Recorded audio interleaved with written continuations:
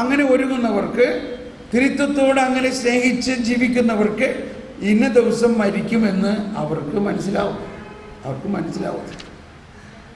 ഇതൊക്കെ മനസ്സിലാവും. നമ്മൾ ഈ ലോകത്തിൻ്റെ വസ്തുവകളെ അന്വേഷിച്ച് നടക്കുകയാണെങ്കിൽ മനസ്സിലാവില്ല.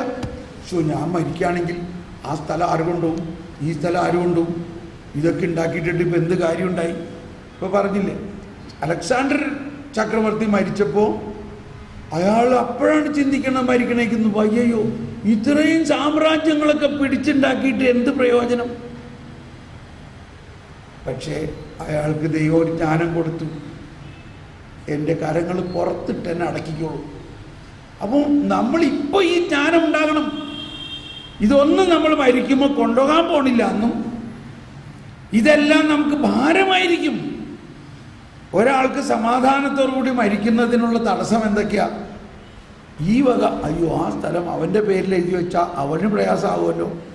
ഇതൊന്നും അല്ല മരിക്കണ നേരത്ത് ചിന്തിക്കേണ്ടത്. അതുകൊണ്ട് ബുദ്ധിയുള്ളവർ അതിന് മുമ്പേ തന്നെ അതെല്ലാം ഒഴിവാക്കി ആവശ്യമുള്ളൂ അത് വേണ്ട മാതിരി പ്രാർത്ഥനയോടെ അതൊക്കെ പങ്കുവെച്ച് കൊടുത്ത് എംറ്റി ആകുക.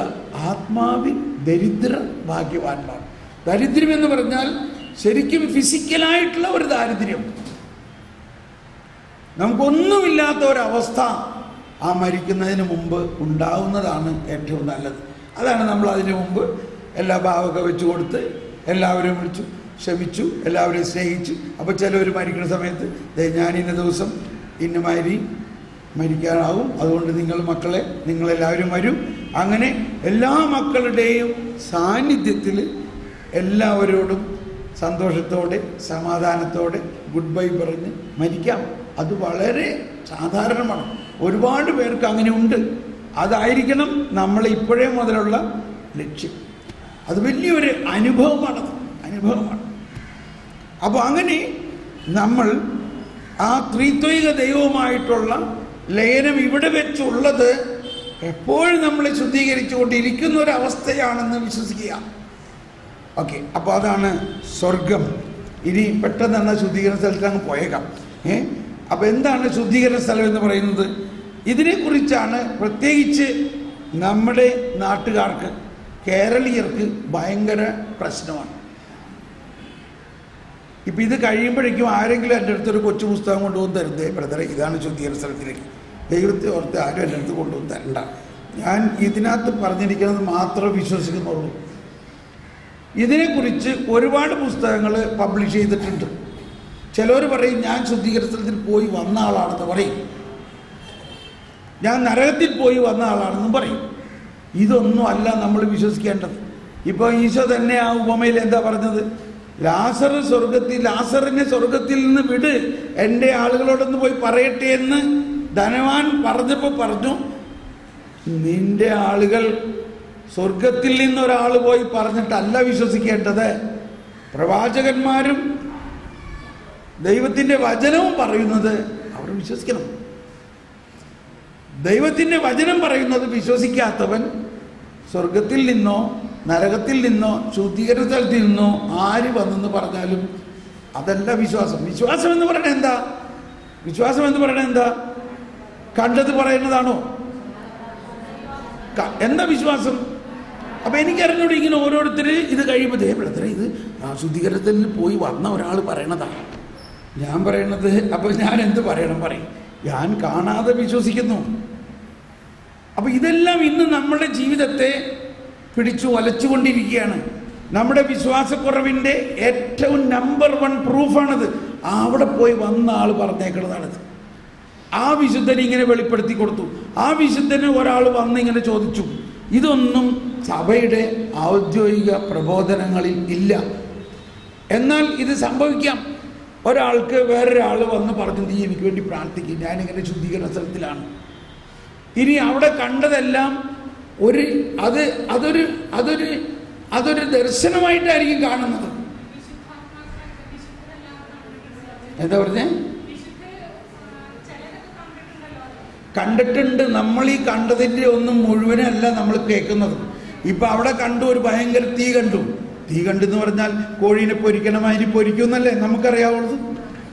നമുക്ക് ആകെ പൊരിക്കണ കാര്യം അറിയാവുള്ളൂ. തീ കണ്ടു എന്ന് പറഞ്ഞാൽ ബൈബിളിൽ ഒരുപാട് സ്ഥലത്ത് തീ പറഞ്ഞിട്ടുണ്ട്.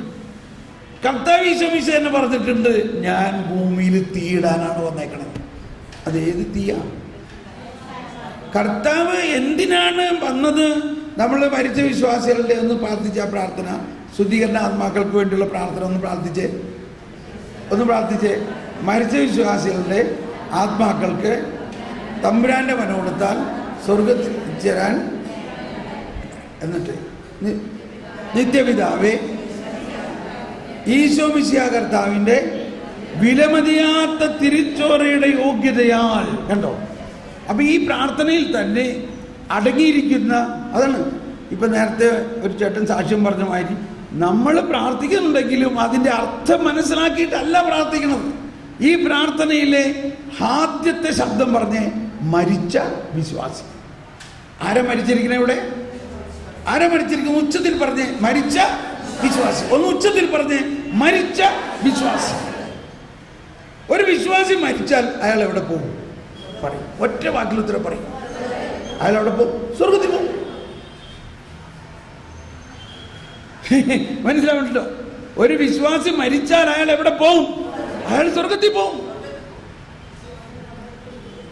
അപ്പോൾ ആ സ്വർഗത്തിലേക്ക് പോകുന്ന ആളുടെ ജീവിതത്തിൽ എന്തെങ്കിലും ഇനിയും പൂർണ്ണ വിശുദ്ധീകരണത്തിന് ആവശ്യമുണ്ടെങ്കിൽ അതാണ് നിത്യപിതാവേ ഈശോ മിശിഹാ കർത്താവിന്റെ വിലതീരാത്ത തിരിച്ചോരയുടെ യോഗ്യതയാൽ.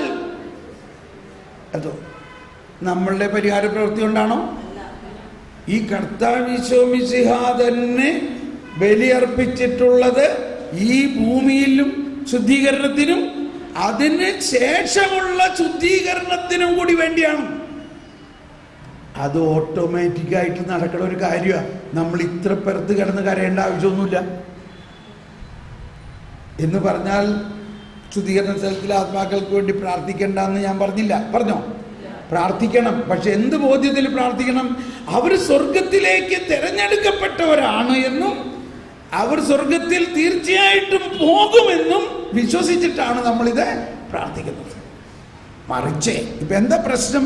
ഒരിക്കൽ ഇങ്ങനെയൊക്കെ പ്രാർത്ഥിച്ചു കഴിഞ്ഞപ്പോൾ ഒരാൾ വന്നിട്ട് പറഞ്ഞു, എൻ്റെ ബ്രദറെ സമാധാനമായി, ഞാൻ ഇത്രയും നാളും വിചാരിച്ചിരുന്നത് ഈ ശുദ്ധീകരണ സ്ഥലം എന്ന് പറഞ്ഞു കഴിഞ്ഞാൽ ഒരു ഇൻ്റർവ്യൂ പോയിൻ്റാണ്.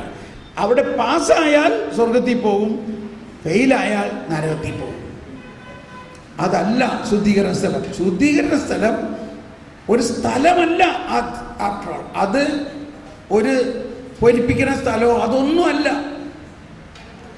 ഓരോ ആത്മാവും സ്വർഗത്തിലേക്ക് തിരഞ്ഞെടുക്കപ്പെട്ട ആത്മാവിൻ്റെ അന്തിമ ശുദ്ധീകരണത്തിൻ്റെ അവസ്ഥയാണത്. അവസ്ഥ അതാണ് ഇവിടെ എഴുതിയിരിക്കുന്നത്. കേൾക്കാം, പെട്ടെന്ന് കേൾക്കാം. എന്താണ് ശുദ്ധീകരണ സ്ഥലം? 1030.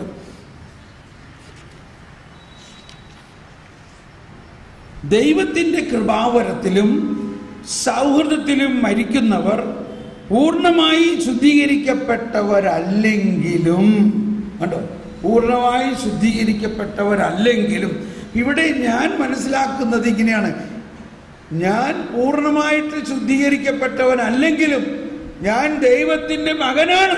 അതുകൊണ്ട് എനിക്കുള്ള ആനുകൂല്യം എന്താ? എൻ്റെ ഈ മരണശേഷവും ശുദ്ധീകരണ സാധ്യത ദൈവം ഒരുക്കി വച്ചിരിക്കുന്നു. ദൈവം എന്ത് ഒരുക്കി വച്ചിരിക്കുന്നു?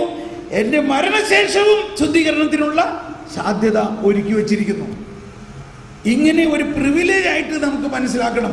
ഇതൊരു ശാപമോ ഒരു വേദനയോ ഒരു സഹനമോ ആയിട്ടല്ല ചിന്തിക്കേണ്ടത്. ആകെ കാറ്റ് പോയില്ലേ? നമ്മളിങ്ങനെയൊന്നല്ല കേട്ടേക്കണത്. പക്ഷെ ഇതാണ് സത്യത്തിലുള്ള സഭാപ്രബോധനം.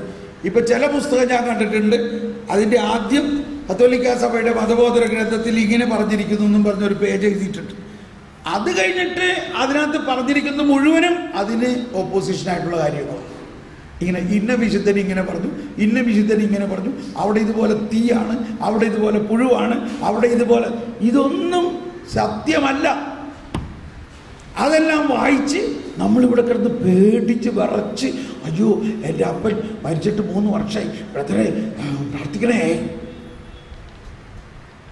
അപ്പോൾ ഞാൻ ചോദിച്ചു, നിൻ്റെ അപ്പൻ മാമോദിസ സ്വീകരിച്ച ആളാണോ? പിന്നെ അപ്പം എന്താ മാമോദിസ? അറിഞ്ഞൂടാ. കുർബാനയ്ക്ക് പോകാറുണ്ട്, എല്ലാ ദിവസവും കുർബാനയ്ക്ക് പോകാറുണ്ടായിരുന്നു. അപ്പം എന്താ കുർബാനയിൽ കിട്ടിയത്? അപ്പം മരിക്കുന്ന നേരത്ത് അതികുദാശ പിന്നെ അപ്പം എന്താ അവിടെ സംഭവിച്ചത്? അപ്പം ഇതെല്ലാത്തിൻ്റെയും അറിവില്ലായ്മ കൊണ്ടല്ലേ ഇങ്ങനെ ഉണ്ടാകുന്നത്. ഓക്കെ, അപ്പോൾ ശുദ്ധീകരണ സ്ഥലം എന്ന് പറയുന്നത് അങ്ങനെ ഒരു ഭയാനകമായ അവസ്ഥയായിട്ടല്ല കാണേണ്ടത്. ദൈവത്തിൻ്റെ കൃപാവരത്തിലും സൗഹൃദത്തിലും മരിക്കുന്നവർ പൂർണ്ണമായി ശുദ്ധീകരിക്കപ്പെട്ടവരല്ലെങ്കിലും നമുക്കിത് സമ്മതിക്കാൻ പറ്റില്ല. അവനൊക്കെ സ്വർഗത്തിൽ കയറ്റാൻ കൊള്ളുമോ? ഇപ്പം ഈ ധ്യാനം കഴിയാറാകുമ്പോൾ ചിലവർ പറയാറുള്ള കാര്യമാണ്, എൻ്റെ ബ്രദറെ ഞങ്ങളെല്ലാ ദിവസവും പള്ളിയിൽ പോയി ഇന്തോരം നൊവേന എത്തിച്ച് ഇന്തോരം കരണക്കൊന്ത എല്ലി ഞങ്ങൾ ഇത്രയും വിശുദ്ധിയിൽ ജീവിക്കണം. ഞങ്ങളും ഈ ഒരു പള്ളിയിലും പോകാണ്ട് എങ്ങും പോകാണ്ട് ഈ തിന്നു കുടിച്ച് ഈ കള്ളും കുടിച്ച് നടക്കണം ഈ പാപിയും അതുപോലെ അങ്ങ് സ്വർഗത്തിൽ പോകുന്നോ? അപ്പൊ പിന്നെ നമ്മളിതൊക്കെ ചെയ്യേണ്ട എന്താ ആവശ്യം? ഇതാണ് ഒരമ്മച്ചി ചോദിച്ചത്. അപ്പം ഞാൻ പറഞ്ഞു, ഇതാണ് നമ്മളിലുള്ള ഫരിസേയൻ. നിങ്ങൾ ഇത്രയും നാൾ ഇതൊക്കെ ചെയ്യുന്നുണ്ടെങ്കിലും നിങ്ങളിപ്പോഴും ആ ഫരിസേയൻ എന്ന് പറഞ്ഞാൽ ചേട്ടൻ്റെ ഭാര്യയല്ലേ. ആ ചേട്ടൻ പറയാണ്, ഞാൻ ഇക്കാലം അത്രയും അപ്പന് ദാസ്യവേല ചെയ്തിട്ട് അപ്പൻ്റെ കൽപ്പനകളെല്ലാം അനുസരിച്ചിട്ട് എനിക്കൊരു ആട്ടുകുഞ്ഞിനെ പോലും വെട്ടിയില്ല. എന്നാൽ ഈ നിന്റെ മകൻ പെണ്ണുങ്ങളോടുകൂടി വ്യഭിചാരം ചെയ്ത് വേശ്യകളോടുകൂടി നിന്റെ സ്വത്തെല്ലാം നശിപ്പിച്ച് ചൂതാടി കളിച്ച് നശിപ്പിച്ച് വന്നപ്പോൾ അവന് വേണ്ടി സ്വർഗം തുറന്നേക്കണം. മനസ്സിലായോ? അപ്പൊ ഈ ഉപമയിലെ പ്രധാന കഥാപാത്രം മുടിയനായ പുത്രനോ അതോ ചേട്ടനോ? അവിടെയാണ് വ്യത്യാസം. ആ ചേട്ടനാണ് നമ്മൾ ഓരോരുത്തരും. ഓക്കെ, നമുക്കിവിടെ നിർത്താം. ഓക്കെ, ഒന്നുകൂടി വായിച്ചോട്ടെ. തിരഞ്ഞെടുക്കപ്പെട്ടവരുടെ ഈ അന്തിമ ഓക്കെ ഒരു മിനിറ്റ് ഒന്നുകൂടി വായിക്കാം കേട്ടോ. ശുദ്ധീകരണ സ്ഥലത്തെക്കുറിച്ചുള്ള ഈ പ്രബോധനം 1030 വചനം, 1030 പാരഗ്രാഫ്. ദൈവത്തിൻ്റെ കൃപാവരത്തിലും സൗഹൃദത്തിലും മരിക്കുന്നവർ പൂർണ്ണമായി ശുദ്ധീകരിക്കപ്പെട്ടവരല്ലെങ്കിലും നിത്യരക്ഷയുടെ ഉറപ്പ് നേടിയവരാണ്. എന്നാൽ സ്വർഗീയ ആനന്ദത്തിലേക്ക് പ്രവേശിക്കുവാൻ ആവശ്യമായ വിശുദ്ധി നേടുന്നതിന് വേണ്ടി അവർ മരണാനന്തരം ശുദ്ധീകരണത്തിന് വിധേയരായിത്തീരുന്നു. തിരഞ്ഞെടുക്കപ്പെട്ടവരുടെ ഈ അന്തിമ ശുദ്ധീകരണത്തെ സഭ ശുദ്ധീകരണ സ്ഥലം പർഗറ്ററി എന്ന് വിളിക്കുന്നു. ശപിക്കപ്പെട്ടവരുടെ ശിക്ഷയിൽ നിന്ന് അത് തികച്ചും വിഭിന്നമാണ്. മനസ്സിലായോ? ഇത് ശിക്ഷയല്ല. ശുദ്ധീകരണ സ്ഥലത്തെ സംബന്ധിച്ച സഭയുടെ വിശ്വാസ പ്രബോധനങ്ങൾ പ്രത്യേകമായും ഫ്ലോറൻസിലെയും തെന്ത്രിലെയും സൂനകദോസുകളിൽ ക്രോഡീകരിക്കപ്പെട്ടതാണ്. സഭയുടെ പാരമ്പര്യം വിശുദ്ധ ഗ്രന്ഥത്തിലെ ചില ഭാഗങ്ങൾ പരാമർശിച്ചുകൊണ്ട് ശുദ്ധീകരിക്കുന്ന അഗ്നിയെക്കുറിച്ച് പറയുന്നുണ്ട്. അഗ്നി എന്ന് പറഞ്ഞാൽ പോയി ഇല്ലേ? അഗ്നി എന്ന് പറഞ്ഞാൽ സ്നേഹാഗ്നിയാണ് നമ്മൾ മനസ്സിലാക്കണം. ഓക്കെ, ഇനി ബാക്കിയുള്ള ഭാഗം നമ്മൾ ഭക്ഷണം കഴിച്ച് കഴിഞ്ഞ് കുട്ടികളുടെ എന്താ പറയുക, അവരുടെ ശുശ്രൂഷയുണ്ടാകും. അയ്യോ ഒരു മിനിറ്റ് എല്ലാവരും ഇരിക്കുക. ഇപ്പം നമ്മൾ ഇന്നലെ നമ്മൾ